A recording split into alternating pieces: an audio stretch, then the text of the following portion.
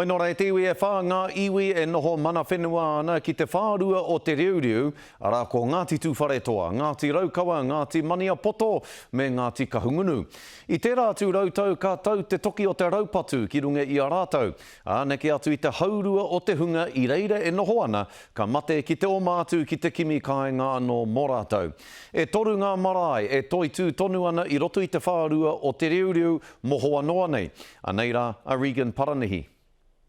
Kua horahia ngā whakatinanatanga o Raurangi ki mua i te aroaro o te rōpū whakamana i te tiriti. Since the arriving, we submit that we have maintained a hikaya on our whenua for almost 200 years. Paranihi Te Tau defined the Te Ruru boundaries from Waikapu to Meria to Kakara with a circumference that bordered 20,000 acres.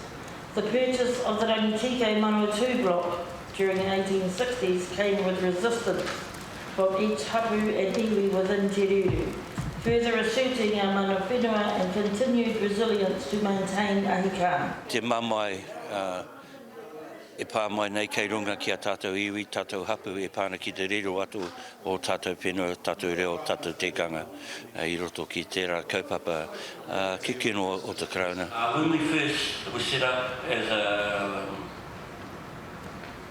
in a papakainga on a reserve with all those 4 tribes, we had 6 marae.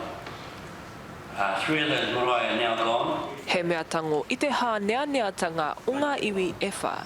I nāi nei e noho ana mātou i runga i nā papakainga, rua mano eka mō nā iwi o rā Raukawa, Tūwhareto, Maniapoto me Ngāti Kahungunu. Neke atu i ngā rautau e rua kua hori i uru tomotia te ohu prihi mana i tēnei whenua. A mā reira herea ngā āhuatanga o Inamata ki Onamata. I te tainga mai o ngā prihi mana, kei roto ki a tātou whare, ka putawa rātou pū kei roto i a tātou tamariki, koe nā te tino me pauri, me etai o tātou kuia ka whiua rātou kei roto i te papa, e me kimi he e tahi o nā e rātu i taonga, kei roto ki a tātou whare. He urutomo e kia nei e Smith, kua hāmenetia i tēnei hapori. Kei te mamai tunu i taku tamariki, iramutu taku whānau katoa kei i te pānga mai o tērā āhuatanga kei runga ki a tātou. He take kua rangona whānuitia e te rōpū whakamana i te tiriti. Hei oranga mo te iwi, mo te whānau me te hapu.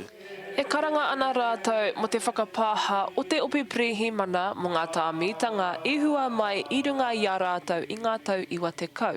Ka wawāhi hoki te rōpū whakamana i te tiriti i tēnei take. Regan Paranihi, Te Karere.